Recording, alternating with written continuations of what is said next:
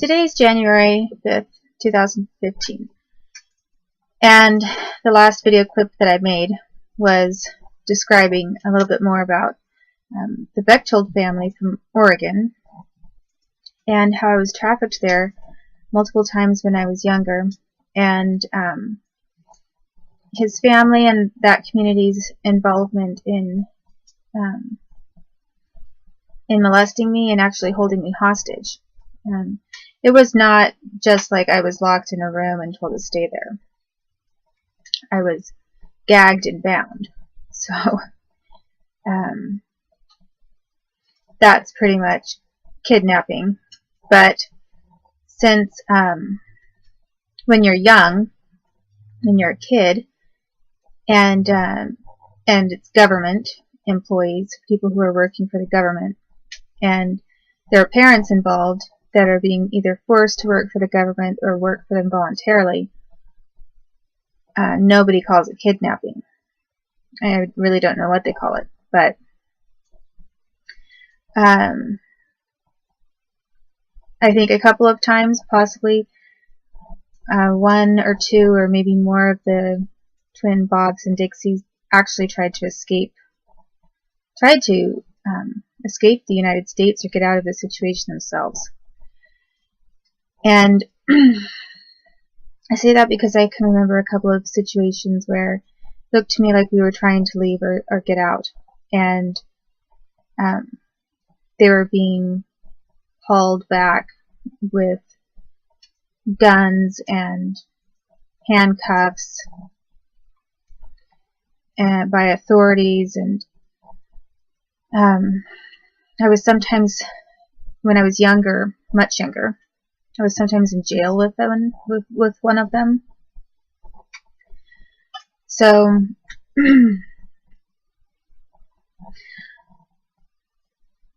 I know that they are not at all at liberty to admit in any way that there are even twins of them. They deny it. They'll even say that I'm crazy or I'm imagining things, just to appease the government because of what the government's control is in that situation. So, so what was happening at the Bechtolds house happened at a few other places too. And what I described by Robin Bechtold then using that information and that torture of me to rape me later was something that a few other individuals repeated themselves, that participated in themselves as well. And so if you listen to or watch my video clips and fully understand, okay, the context and the background, and believe that, and it's really hard to imagine, I think, even when I try to explain as much as I've tried. But it's still hard to actually fathom, I think, how many times this was done to me and for how long, and to get a real picture of how this was a forced response that was expected of me. You know, and again, it wasn't like someone practiced this on me for a few weeks or even for a couple of months and then just left me alone. I mean, they were spending a lot of time and many years in forcing me to do what they wanted me to do. And then, as you can see, the ultimate aim was to make it look like they were applying no pressure, or that they had done nothing wrong, or they were not assaulting me at all. Because by the time they had committed so many crimes against me, they didn't necessarily have to pull a gun out immediately and put it to my head to get me to do something, because I already had ingrained in me the idea of I will be tortured. And so Robin Bechtold is a rapist. And he chose to be a rapist. He was not a child, and he followed specific instructions that his parents probably gave him, possibly some other individuals who are in the government.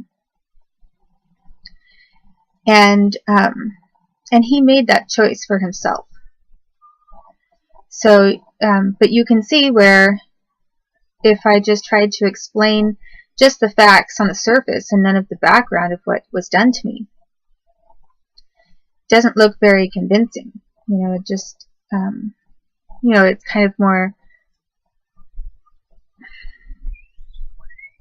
well, I think it could be convincing still. I mean, people still have things happen to them that are rape, but it just doesn't really sound like a typical rape, and that's what the government was doing. I mean, that's what they wanted.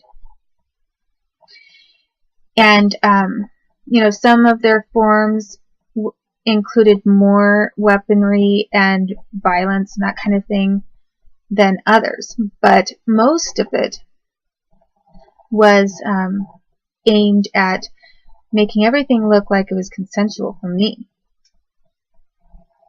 So in order to even get to that point, they really spent a lot of time working on it.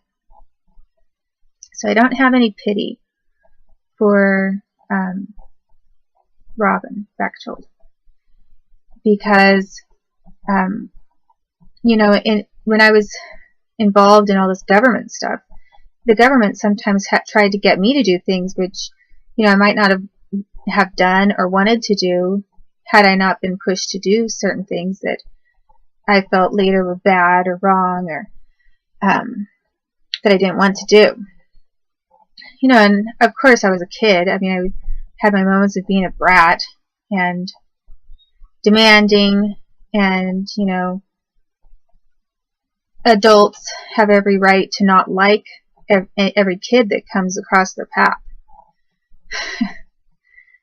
But I was a kid, and these other individuals who were part of the government grew up, and they were not children when they committed the crimes they committed. And I saw no evidence whatsoever that Robin Bechtold was being tortured or forced to do what he did to me. I think that is highly unlikely. And even though the Bechtolds looked pretty low-key, they had a lot of contacts, a lot of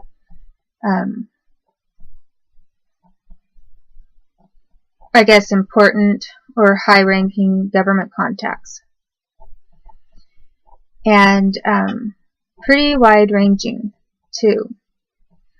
I really don't know quite as much about George Bechtold, his dad's background, as much as I heard a little bit about Janet's. And Robin used to always talk about his mother's powerful family.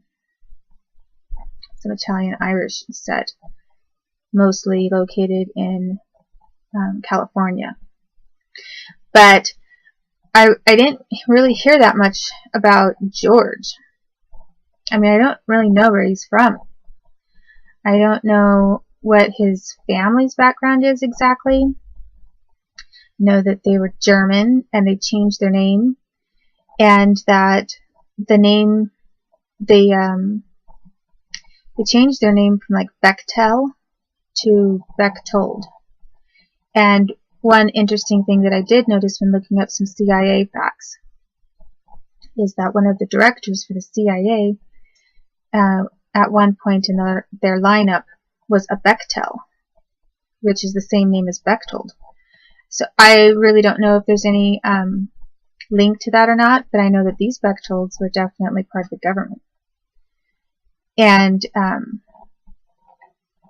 so it's possible. And why would they want to change their name? Sometimes people are trying to get away from harassment to change a family surname, which is understandable. Sometimes they just don't like it. But to change a name like that kind of seems a little bit more like they're trying to conceal some of their history. So, Or maybe the CIA wanted to make further use of them by concealing, trying to mask over a little bit some of their history. I have no idea. So some of the other things that I brought up was the other individuals who were involved in some of this repeated like car joyride stuff that was going on. And that started happening. I remember more of that, like specifically in cars when they started using the car format and with me in the seat next to them and everything. I remembered more, I recall that being practiced a lot more when I was around maybe age 7, but age 8, age 9, maybe 7 to 9, something like that. And in fact, another CIA person who I met, and I don't know what the location was when he did this, but one was Edward Howard. And I have been told that supposedly Edward Howard is my biological dad, which doesn't really make a lot of sense to me. I've had a few people say just kind of various things, I guess, to have me confused. But, you know, when they have then like one of the Bob Juniors attacking you, you start to wonder, you know, who you are related to. But Edward Howard actually attacked me too. So, he could have done it as a cover. You know, I mean, for example, if someone is related to you and they do something like that, maybe it's kind of to cover the fact that they're actually your parent. I really don't know.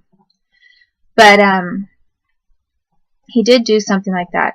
And then on another occasion, though, I remember that he was acting really upset and distressed to see how I was responding, because he supposedly could tell that I expected to have to perform oral sex, and then he didn't have me perform oral sex on him. He looked and acted depressed, sitting on his bed, and just didn't do anything. He was just quiet. But a couple of other times, he was involved, from what I remember, at least once in a car, and at his house, like kind of, yeah, like at his house, but more like in the living room or something, not really in his bedroom. So